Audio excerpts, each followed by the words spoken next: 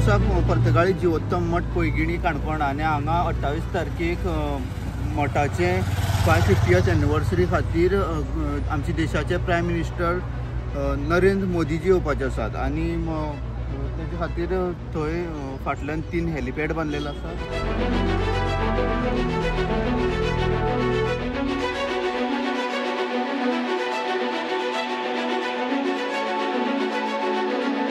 ते येतले ते ह्या हेलिपॅडाचेर ते लँड जातले आनी हांगच्यान काही मिटराचेर श्रीरामाची 77 फीट ब्रोंज स्टॅच्यू बांदलेलो आसा आनी तेजी ते थंय इनॉग्रेशन करतले।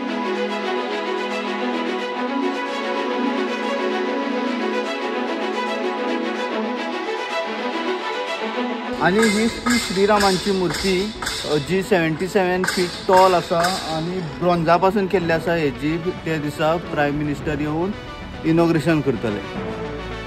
तुम्ही पळयतात GNH।